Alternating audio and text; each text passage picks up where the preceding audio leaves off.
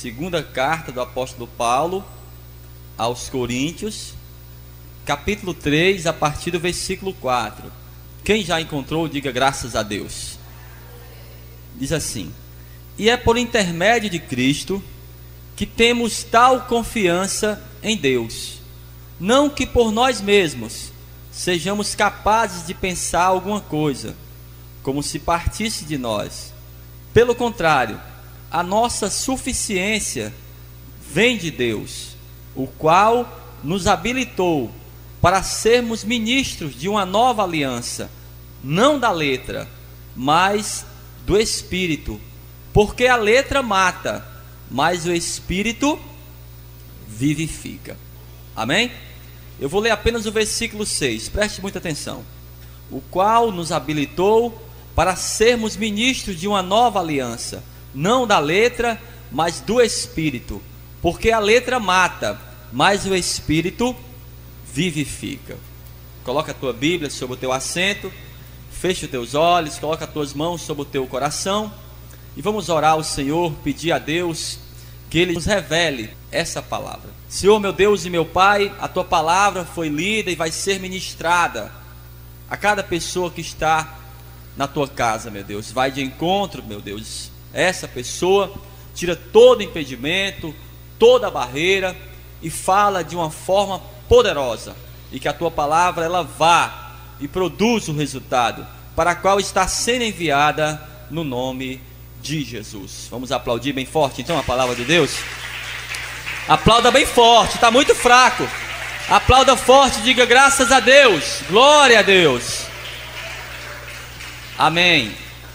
Agora toma o teu assento. Já olhe para essa pessoa e fale para ela: não converse comigo. Amém? Olhem todos para cá.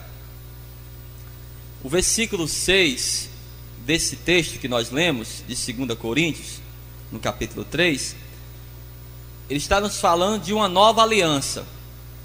A nova aliança nós sabemos que é da graça, a partir da morte, da ressurreição do Senhor Jesus. Mas o que nós vamos analisar nessa tarde é que ele fala que não é uma aliança da letra, mas do Espírito. E ele fala no final que a letra mata, mas o Espírito vivifica. E quando ele fala letra aqui, ele está se referindo, amados, à interpretação legalista dos ensinamentos judaicos. Mas o que nós vamos colocar nessa parte, nessa tarde, é que letra vamos colocar como a ciência. Preste bem atenção.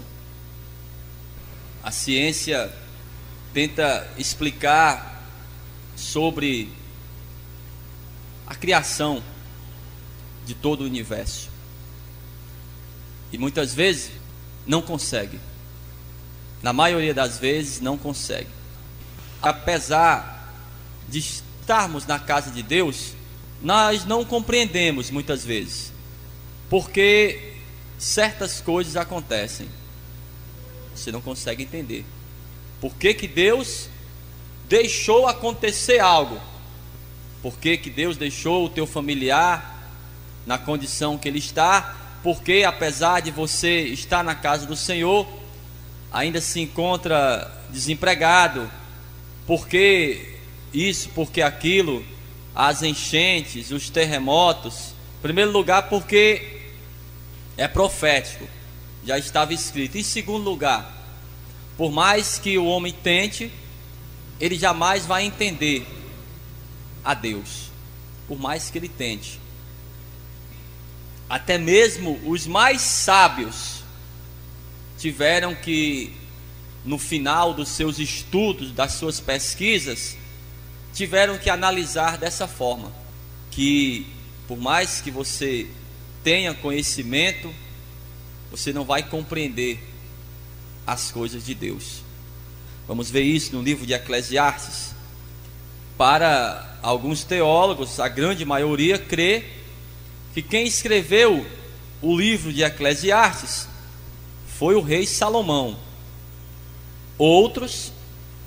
uma pequena parte de teólogos e eruditos já acreditam que foi numa época posterior a Salomão que foi escrito o livro de Eclesiastes. Mas o que nós podemos saber desse livro é que foi escrito por um grande sábio.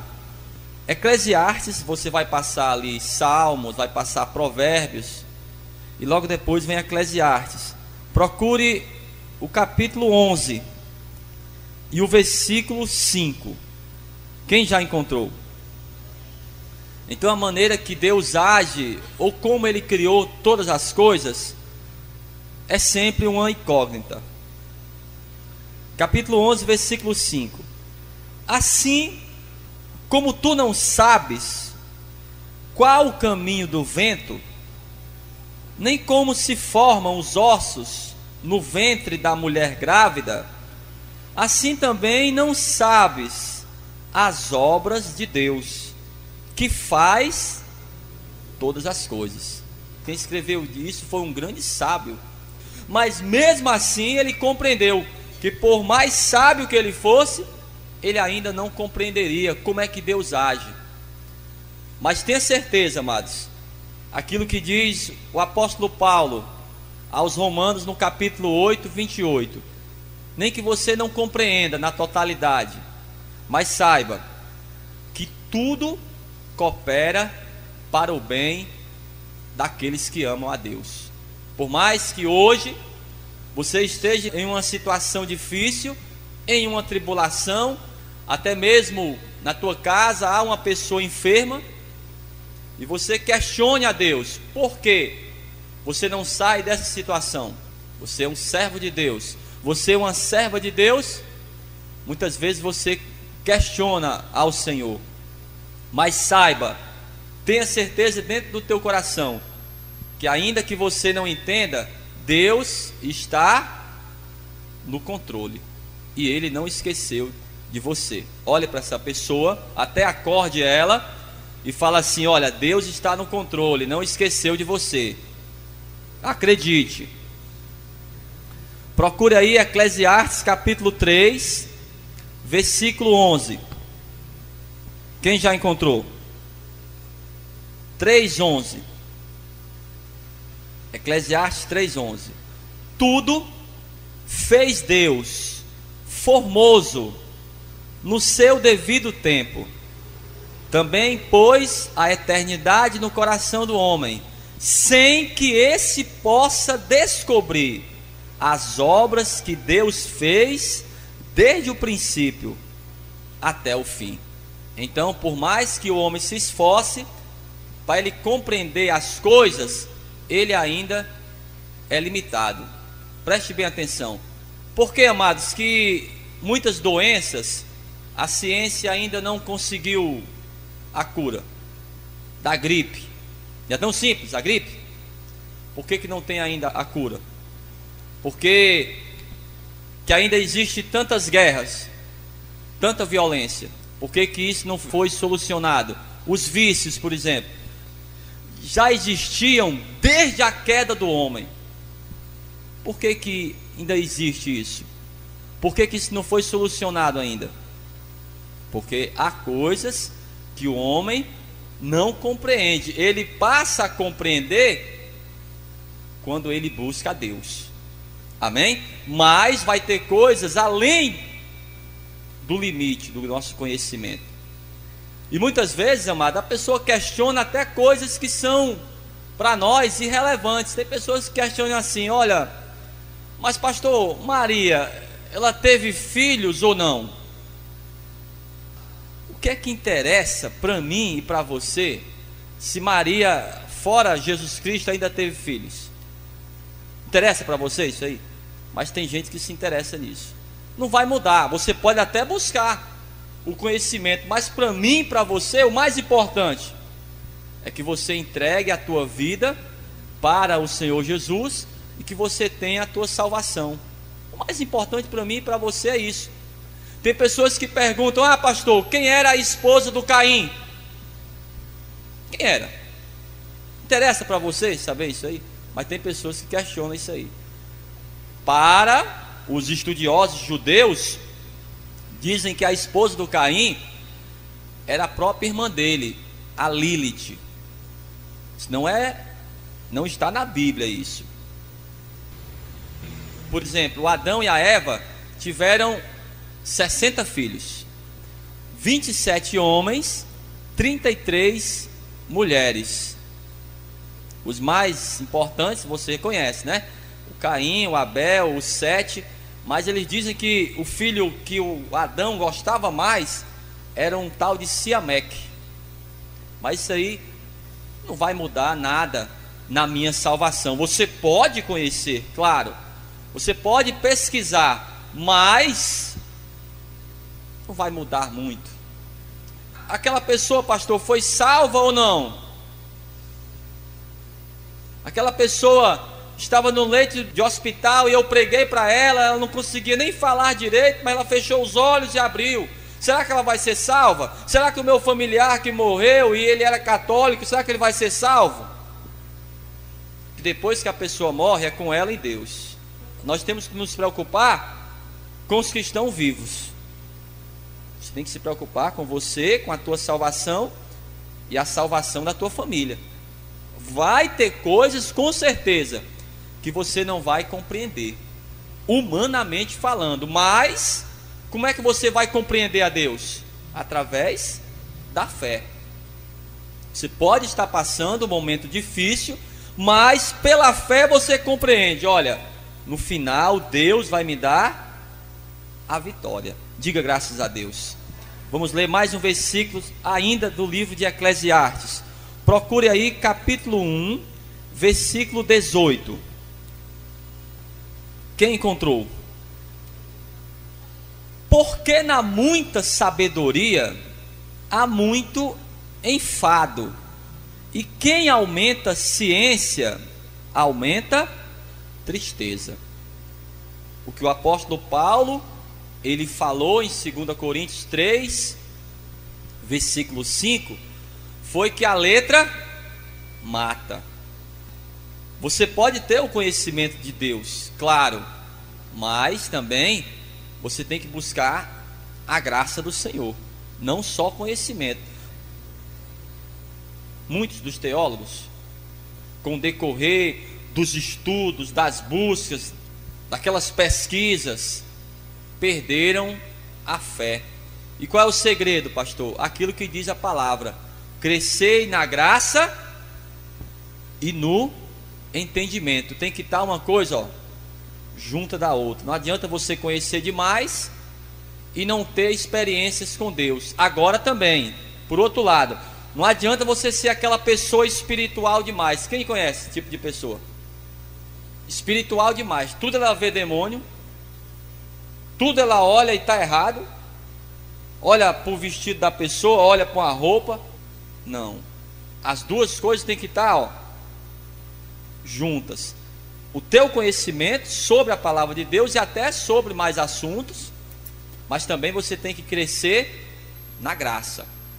Amém? E ele diz aqui: e quem aumenta a ciência? Ciência é simplesmente a observação e o raciocínio. Muitas das religiões hoje, ela faz uma mesclagem sobre os ensinamentos bíblicos e sobre a ciência. Querem explicar as coisas de Deus cientificamente e não conseguem. Ninguém vai explicar como Deus vai curar uma pessoa que estava com câncer e aquela pessoa é curada. Ninguém vai explicar como é que uma pessoa que viveu a vida toda traficando drogas e quando ele está no presídio, ele se converte ao Senhor. Ninguém vai poder explicar que uma pessoa que matava outras, aquela pessoa se converte e hoje é uma pessoa santa. Aí muitos dizem assim: depois que você fez isso, fez aquilo outro, você agora é santo. Não falam assim para você? Porque ninguém consegue explicar. Vamos ler outro versículo ainda do livro de Eclesiastes, no capítulo 8 agora, no versículo 17. A ciência, meu amado, é útil, é também desejável, mas inútil para responder satisfatoriamente as perguntas que mais inquietam o homem. Capítulo 8, versículo 17, procure. Ele diz assim: o próprio sábio: então contemplei toda a obra de Deus e vi que o homem não pode compreender a obra que se faz debaixo do sol. Por mais que trabalhe o homem para descobrir, não a entenderá. E ainda que diga o sábio que a virá a conhecer, nem por isso a poderá achar. Ainda no livro de Eclesiastes, agora no capítulo 7, versículo 23. Tudo isso experimentei pela sabedoria, e disse: tornar-me-ei sábio, mas a sabedoria estava longe de mim. O que está longe, muito profundo, quem o achará? Até o mais sábio dos sábios teve que falar que a sabedoria estava longe dele. Então muitas vezes você não vai compreender, porque acontece tantas coisas, e muitas vezes é a pessoa que não tinha culpa nenhuma, é ela que sofre o dano.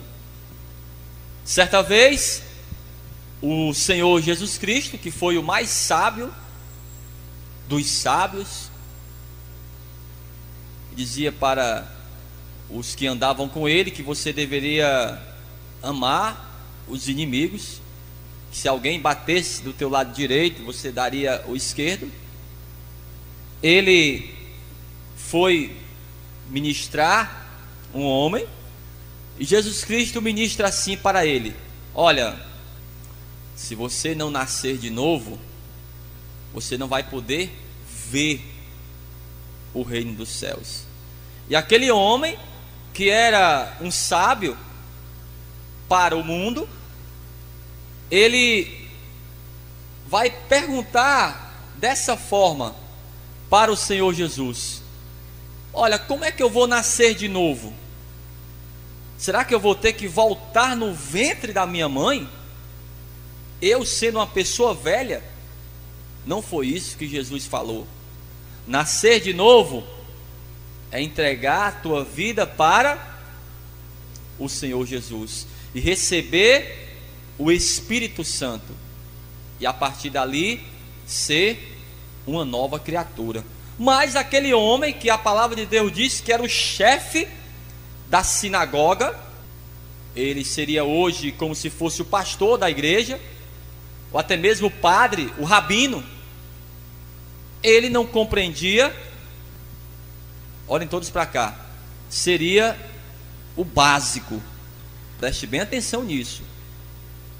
Se a pessoa não entrega a sua vida para Jesus Cristo e o recebe como seu Senhor e Salvador, ela não vai compreender nunca como Deus pode agir.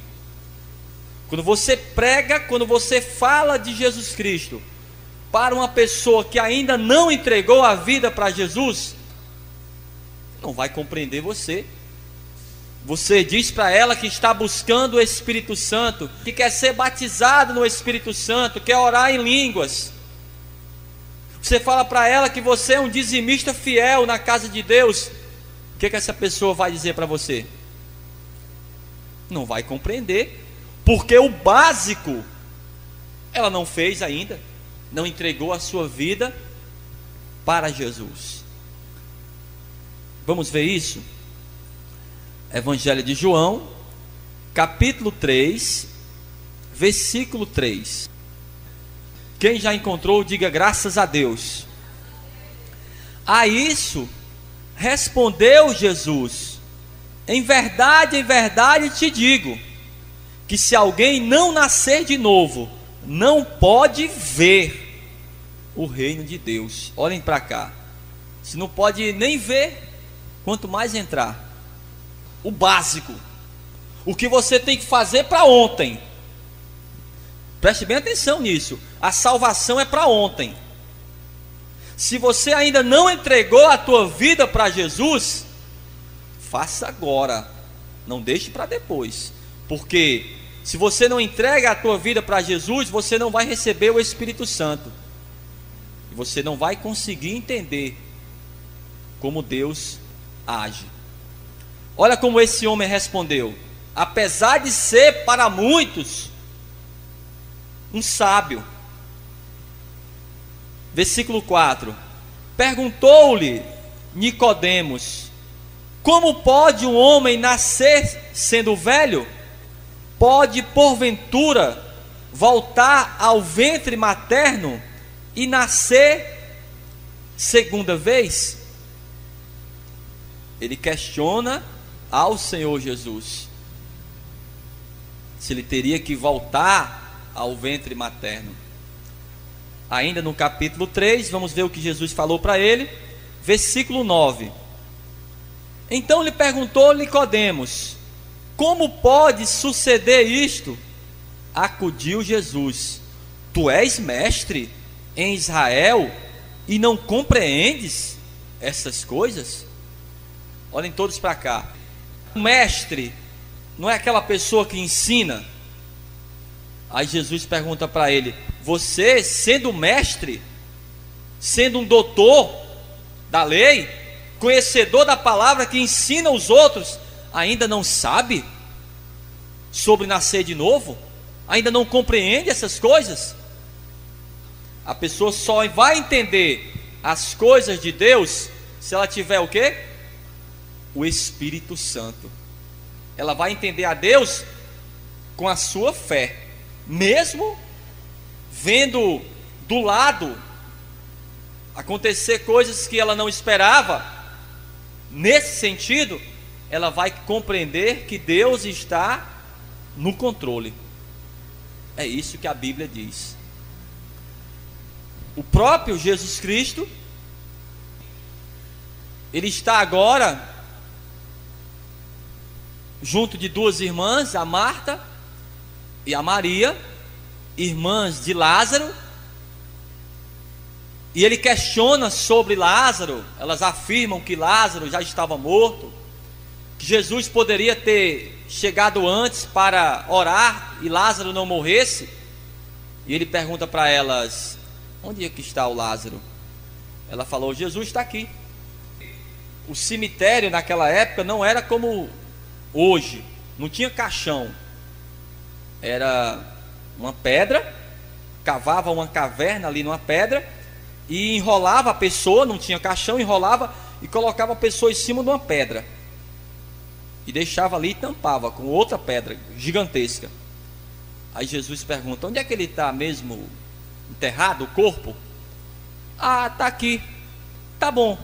Ah, Maria, peça para tirar essa pedra. Ela olhou para ele: como? Tira a pedra. Mas Jesus Cristo está morto há 4 dias. E daí? Ele não é limitado o tempo. E fala: 4 dias, tá bom, manda tirar a pedra. E ele manda assim: ô Lázaro, levanta-te, vem aqui. E aconteceu como ele mandou. Aí eu pergunto para você: quem veio buscar um milagre de Deus mesmo aqui? Quem precisa de um milagre? Levanta a mão.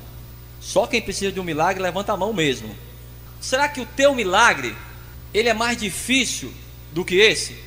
Do que uma pessoa que está morta há 4 dias e Jesus manda que aquela pessoa se levante? Será que o teu milagre, o que você quer, o que você vem buscando diante de Deus, será que é mais difícil do que isso? É mais difícil? Vamos ver aqui.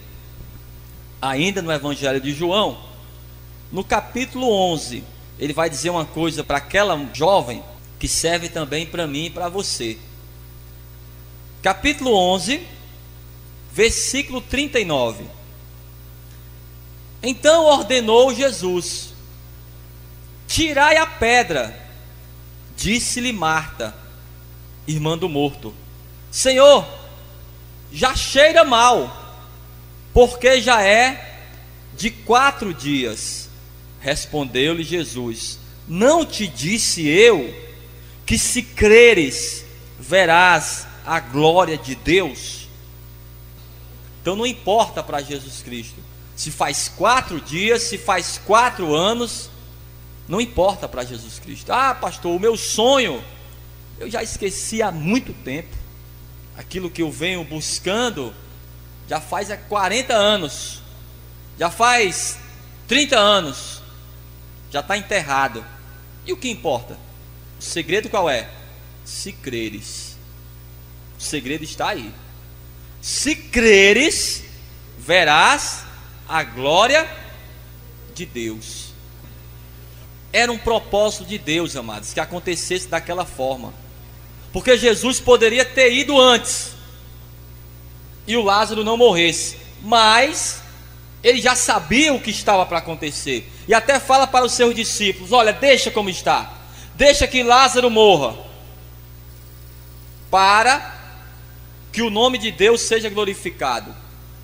Então, amados, aconteça o que está acontecendo na tua vida, a dificuldade que for, é para a glória de Deus. E mesmo que morra, mesmo que você não tenha, humanamente falando, como sair dessa situação, se você crer, Deus pode sim fazer um milagre.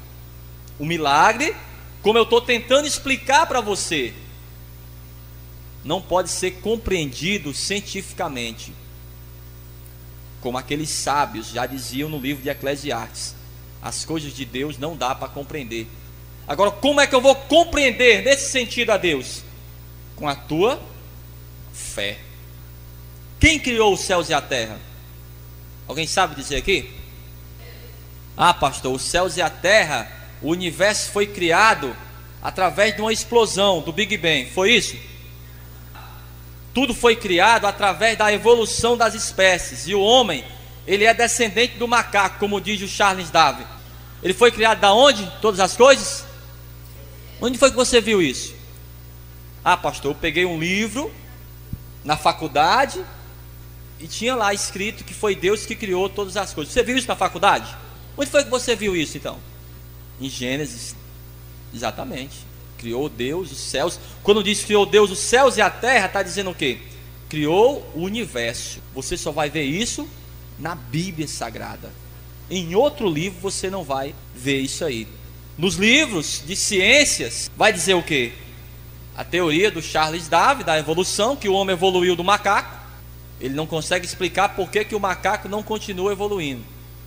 E aquela teoria do Big Bang, da explosão, que é a teoria científica, que tudo veio do acaso.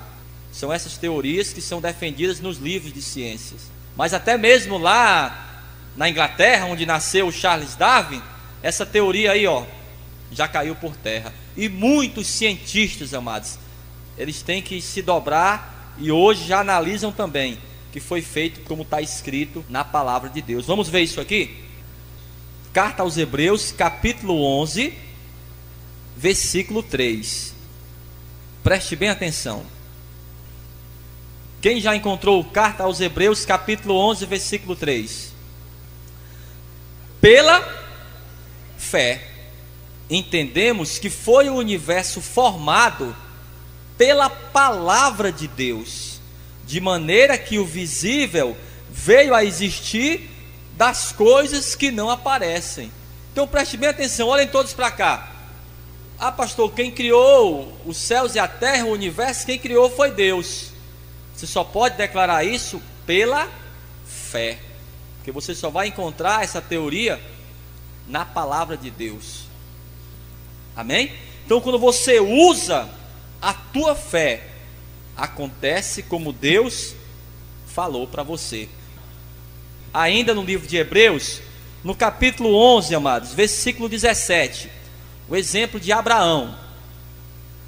Quem já encontrou, diga graças a Deus. Pela fé, Abraão, quando posto à prova, ofereceu Isaque.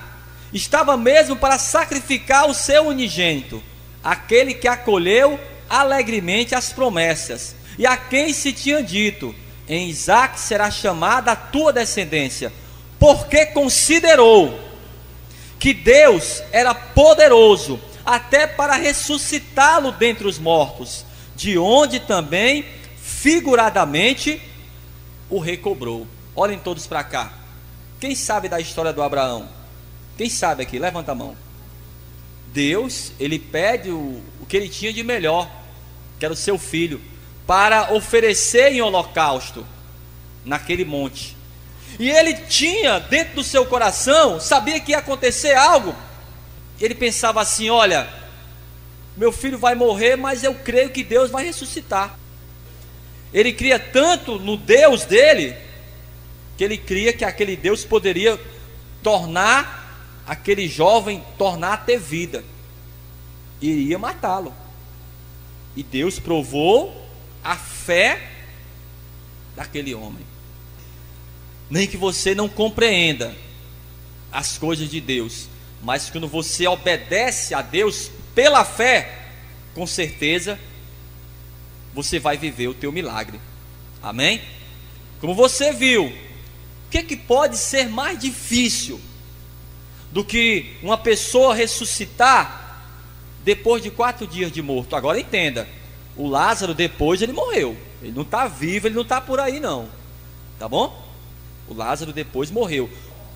Amém?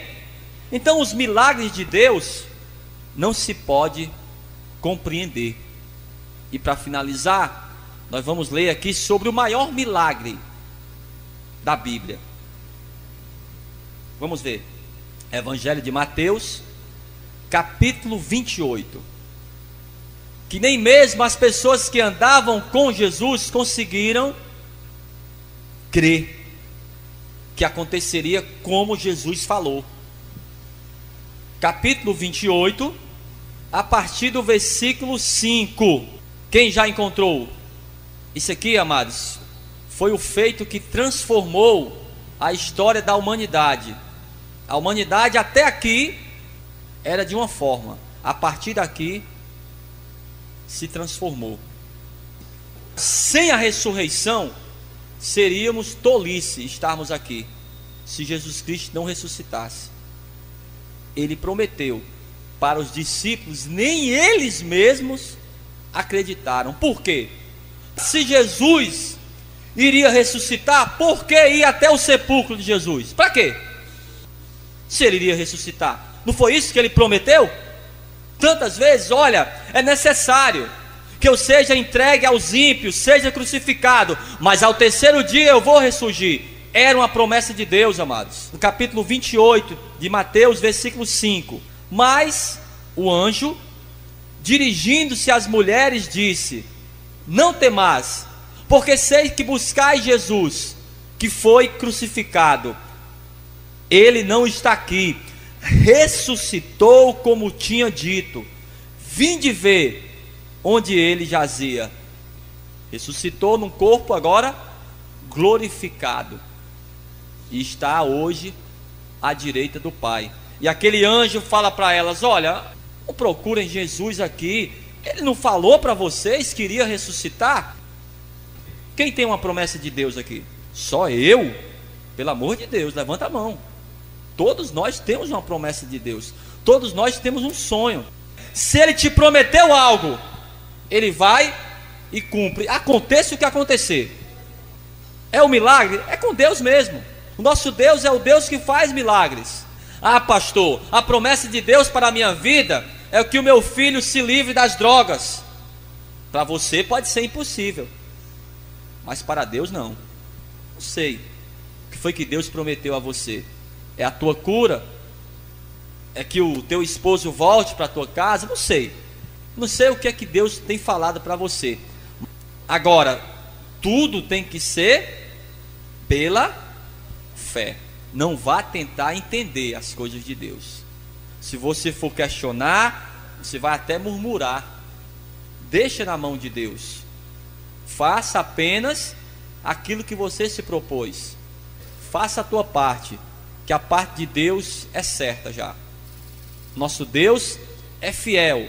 Agora, não vá tentar compreender.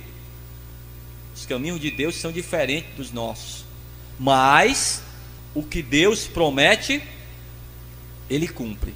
Amém? Eu quero finalizar lendo ainda o livro de Eclesiastes, no capítulo 2. Então, o que é tão impossível para você?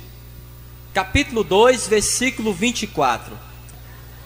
Nada há melhor para o homem do que comer, beber e fazer que a sua alma goze o bem do seu trabalho. No entanto, eu vi que isto vem da mão de Deus, pois separado destes, quem pode comer ou quem pode alegrar-se? Olhem todos para cá. Esse sábio escritor de Eclesiastes, ele diz: olha, a recompensa do homem é que ele esteja feliz ali com a sua família. Essa felicidade não vai depender daquilo que você tem, porque, amados, o mais triste é quando uma mesa está farta e você não pode usufruir porque você está doente. Então ele diz: olha, se alegra, nem que você tenha pouco, mas só você está bem junto com a tua família, está de bem com a vida. E ele analisa no final: isso aí vem de Deus também, porque ninguém pode ser feliz se não estiver junto dele. Se você não estiver junto de Deus, você não vai poder ser feliz. Feliz é isso que a Bíblia diz. Não é aquela felicidade que para você ter, você vai ter que se drogar. Não vai depender de uma circunstância, se você recebeu algo ou deixou de receber. Não, a felicidade que a Bíblia fala aqui, alegrar-se que a Bíblia diz aqui, é você estar junto de Deus, tendo certeza que Ele está no controle da tua vida e que vai fazer como Ele prometeu.